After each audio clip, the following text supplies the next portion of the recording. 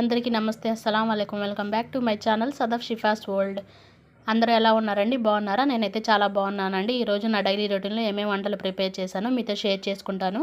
మన ఛానల్ ఇంకా ఎవరైనా సబ్స్క్రైబ్ చేసుకోకపోతే తప్పకుండా సబ్స్క్రైబ్ చేసుకోండి. Let's start.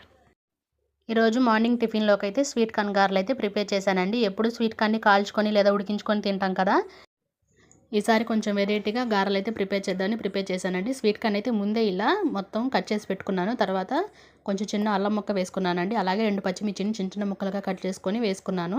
మీకు కావాలంటే ఇంకొంచెం పచ్చిమిర్చి వేసుకోండి.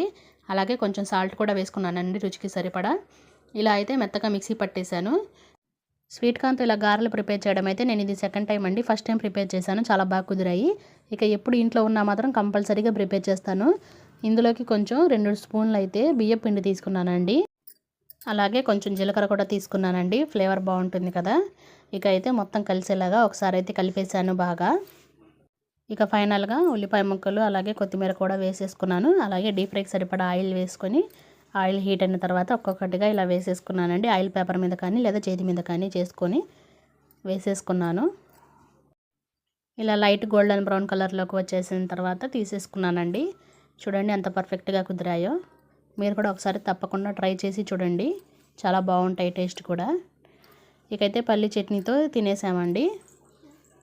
పల్లి చట్నీ కాంబినేషన్ కూడా చాలా బాగుంటుంది. చూడండి పైన క్రిస్పీగా లోపల సాఫ్ట్గా ఎంత బాగా కుక్ అయ్యాయో, చాలా బాగుంటాయండి. ఇంకా పల్లి చట్నీతో అయితే తినేసాము. టిఫిన్ అయితే చేసేసామండి ఇక అందరము. ఆఫ్టర్నూన్ లంచ్లోకి అయితే టమాటా కర్రీ ప్రిపేర్ చేశానండి. ప్యాన్లో ఆయిల్ వేసి ఆయిల్ హీట్ అయిన తర్వాత సాజీరా అలాగే 2 మిరియాలు కూడా వేసుకున్నాను. చిన్న ఉల్లిపాయ ముక్కలను అయితే కట్ చేసి వేసుకున్నాను. అలాగే 1 స్పూన్ ఉప్పు 1 స్పూన్ పసుపు వేసుకొని ఒకసారి బాగా కలిసేలా కలుపుకున్నానండి. ఉల్లిపాయలు మగ్గిన తర్వాత చిన్న సైజు 4 టమాటా ముక్కలు అలాగే 2 పచ్చిమిర్చి ముక్కలను కూడా కట్ చేసి వేసుకున్నాను. అలాగే 1 స్పూన్ అల్లం వెల్లుల్లి పేస్ట్ కూడా వేసుకున్నానండి. వేసి టమాటా ముక్కలు బాగా మెత్తబడే వరకు మగ్గించుకోవాలి. అయితే మూత పెట్టేశానండి. ఇంకా టమాటా ముక్కల్లో నుంచి ఆయిల్ పైకి తేలే వరకు అయితే ఉడికించుకున్నాను. ఇక ఒకసారి బాగా కలిపేశానండి అంతా. ఈ సీజన్లో దొరికే టమాటాలతో అయితే కర్రీ చాలా టేస్ట్గా ఉంటుందండి. ఎందుకంటే టమాటాలు బాగా పుల్లగా ఉంటాయి కదా, టేస్ట్ కూడా బాగుంటుంది, కర్రీ కూడా బాగుంటుందండి. అలాగే ఇక 3 ఎగ్స్ని అయితే ఇలా వేసేసుకున్నాను. వేసి మూత పెట్టేశానండి. ఇంక కలపకుండా, కలిపితే బాగోదు. ఇంక మూత అయితే పెట్టేశాను. చూడండి ఎగ్స్ అయితే బాగా ఉడికేసాయి.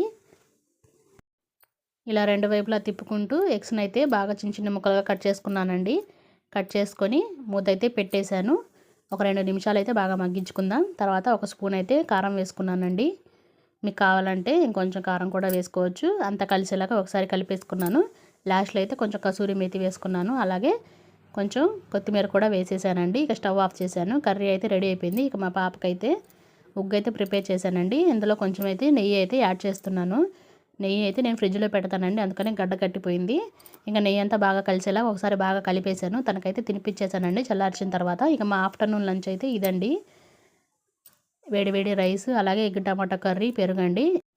మా పాప కోసం అయితే జావ ప్రిపేర్ చేద్దామని రాగులను అయితే ఫ్రై చేశానండి. రాగులు అయితే 1 కప్పు తీసుకున్నాను. వీటిని అయితే సిమ్లోనే ఫ్రై చేయాలండి, లేకపోతే వెంటనే మాడిపోతాయి. అలాగే 10 జీడిపప్పు ముక్కలు కూడా తీసుకున్నాను.